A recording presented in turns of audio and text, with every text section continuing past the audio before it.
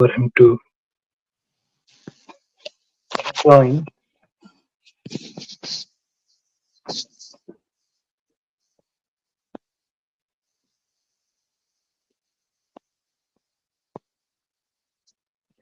And he's in. Hey, Ravi. Vaibhav. Yes, so what I have done is, assuming it is my system that's acting up, I have now connected using my phone.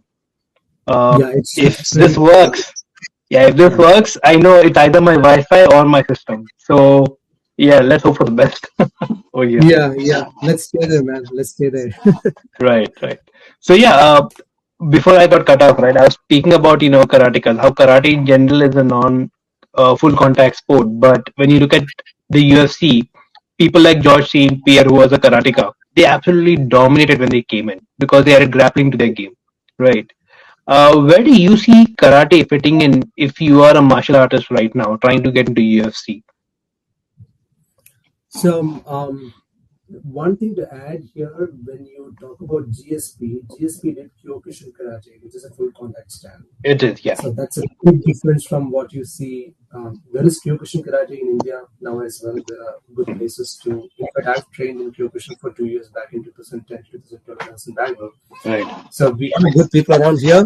Mhm. But yeah, GSP is Kyokushin, so obviously it was easy for him to transition to full contact because he's already doing full contact karate. Right. I think the best example would be Wonder Boy, who is Yes. doing full contact karate and then did really well in UFC, Yes. right?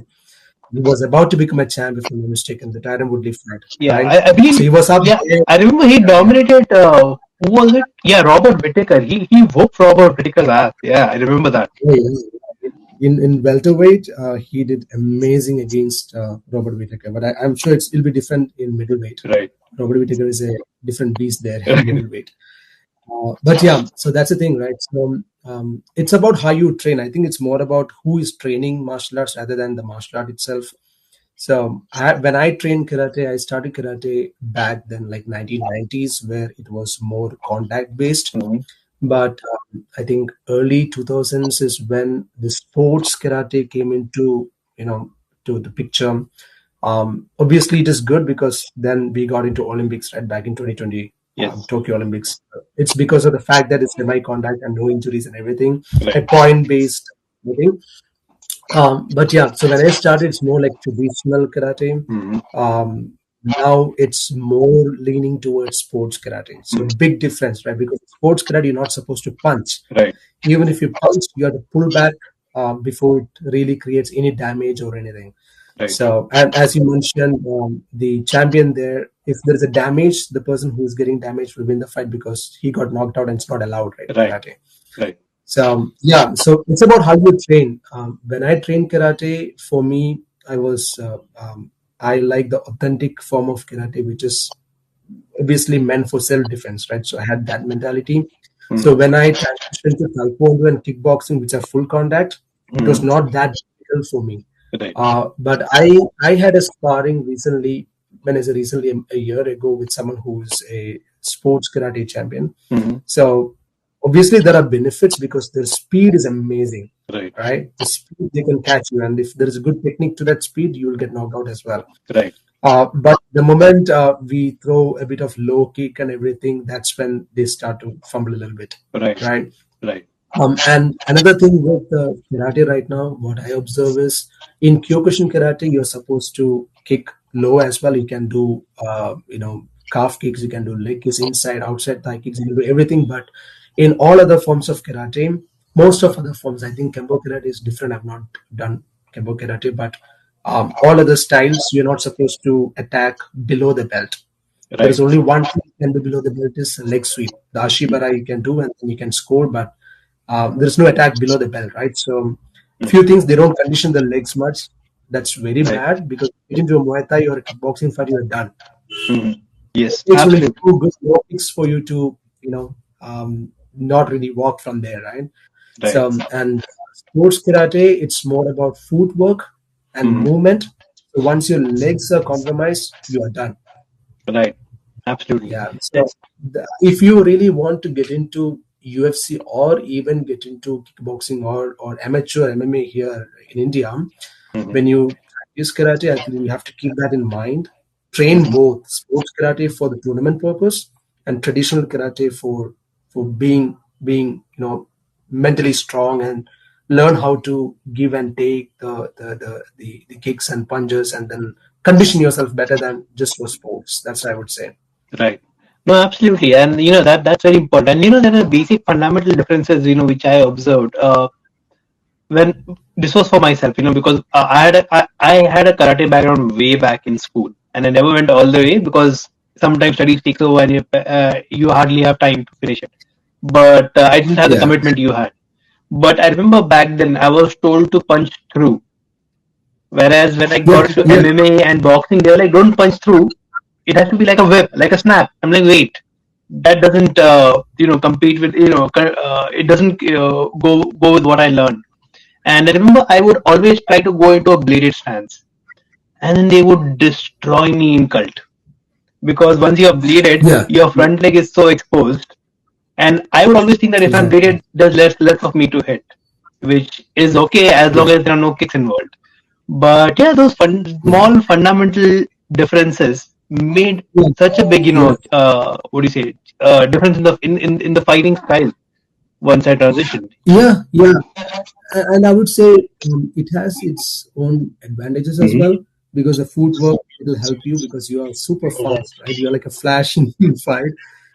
So when I transitioned to kickboxing back in 2013, when I was doing the district trials in Hyderabad, at that point of time, I did utilize the footwork and the stance and everything, but I was able to go in and out Right. quicker, but eventually they'll catch Yeah. up. They'll catch the leg eventually, but you'll have a very good start. Right.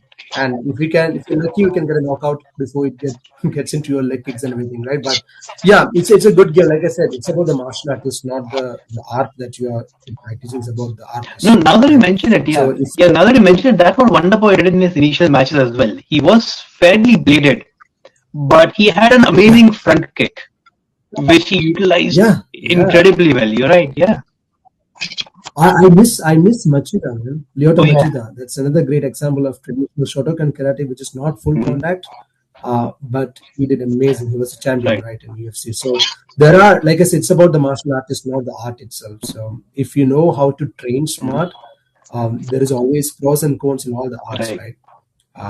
For example, jiu-jitsu, Mhm. right, may not work wonderfully in a group fight. For example, one-on-one definitely will work, but if you have two and one, may not be a good idea to take the person down, right? Their boxing will look much Right. better.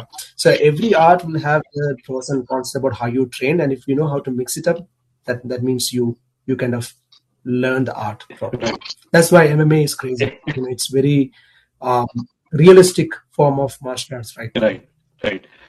It's yeah. It's very interesting you bring up jiu-jitsu because that's one of the critiques people have about jiu-jitsu that it won't work in the streets. I mean, it'll work, but you have to be aware of the disadvantages. You can't just pull guard in the street fight Yeah, and yeah, expect to be you okay at can't, that point you of time. can't. Yeah. And I remember, Yeah, think about a yeah, scenario. There are two, and you pull someone down. You have good control and everything, but what the other person? They take a stone and put your head down, yeah, right? exactly. So if you have like multiple opponent, I think striking is best. I would say judo also work because you can have a very solid throw and then get away. But right now in MMA, where there is one-on-one fight, jiu-jitsu is going to be amazing if we have that as a strong It base. is, it is. And see, you can pull guard and you can jump and pull guard on a mat. You can't jump and pull guard on a concrete. Yeah, That's gonna screw your back up. yeah, You yeah, knock yourself out. But judo was effective at yeah. that point. You throw a person on the concrete mat, that's the end of the fight. So Yeah, that's yeah. So judo guys, they do the breakfall and everything, but they are doing with a thicker yeah, mat, right? yeah. So if you do the same throw in a concrete slab, I think that will call for broken back or ribs or legs. I don't know, maybe a broken neck or something. So Absolutely. it's always. So I would say, and that's the reason right now in IJJ, I'm very glad that it's more wrestling also, added to the game because now everyone is focusing on ADCC rules. So that's a great thing, right? So Mhm. you have wrestling and BJJ, which is a great combination. I would say judo, BJJ, or wrestling BJJ is the best combination for grappling. Absolutely. Absolutely. Right. And Yeah, there's a funny thing that I see in the UFC all the time. Although a lot of Westerners, especially Americans and Europeans, love BJJ, and that's what they incorporate into their grappling game. And then you get people who come from Pakistan who say, yeah, say that when you don't know sambo, you do jiu-jitsu, yeah, which is a little ridiculous. But yeah, their record talks for itself. So it's amazing. What is unique about yeah. that? They can say whatever they want. They have the results, Yeah, right? And if they have that level of results, like pretty much everyone dominating, then they can talk, exactly. right? But if you see recent one championship fights, you can see BJJ guys there. Mm, They they are they're amazing, right? right.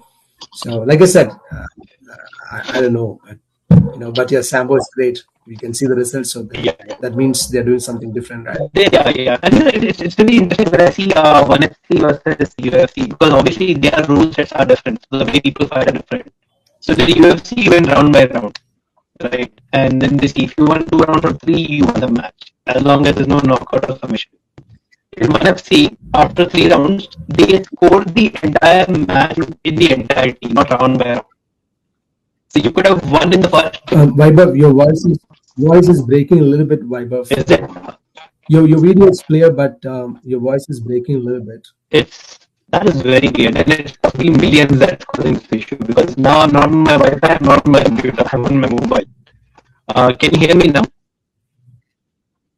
I can hear you. I can get the bits and pieces out of your conversation, but I don't know if the audience is following it I 100%. really hope they do. Maybe if I speak slower, it'll be easier.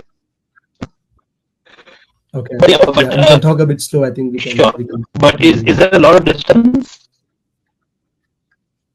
Not much, not much. I can make out. Yeah, you can continue. Right. So as I was saying, because of the scoring differences in one FC, the match is scored in the entirety. So you may be winning two rounds. The third round, you look like you're going to finish your opponent off.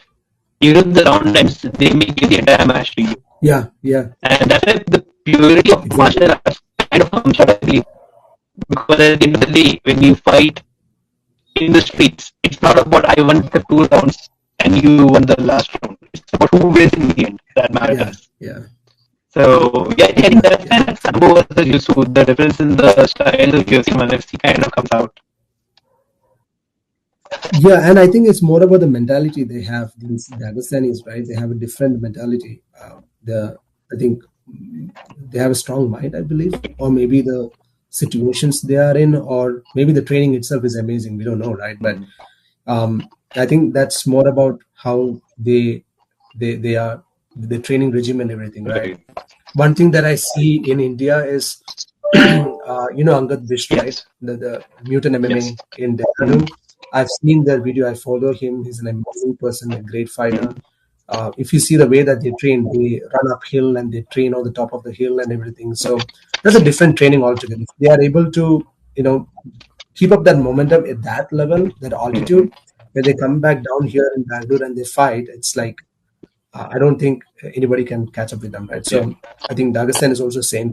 The terrain they have and the training methods that they take, those things matters the most. Right. What I feel is like most of us are in a comfort zone and then training, right? They're already out of the comfort zone, then they are training.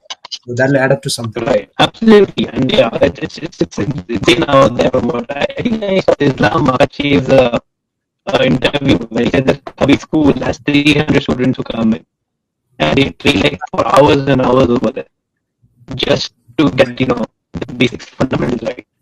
And it was a very funny thing he said, that when you are in a pay-per-view, once you are in a pay-per-view, you don't clean the gym. If you're not in a pay-per-view, you do all the other work for the gym. You clean the gym, you do other random chores for the gym. So that's the kind of school they have built out there, and it's not just Kabir. Apparently, all the schools out there are very very similar. Yeah. So that brings a big change in. But also it's very interesting that kind of commitment people give, and there's money involvement which you see in it. Like in India, like you and I, we had day jobs.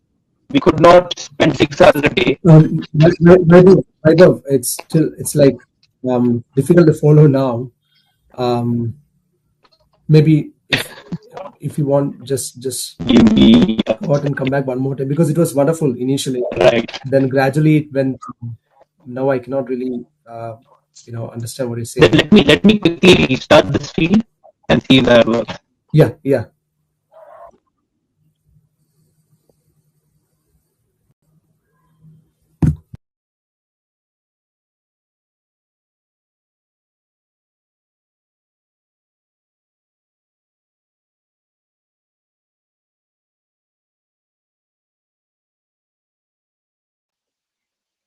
And we are back.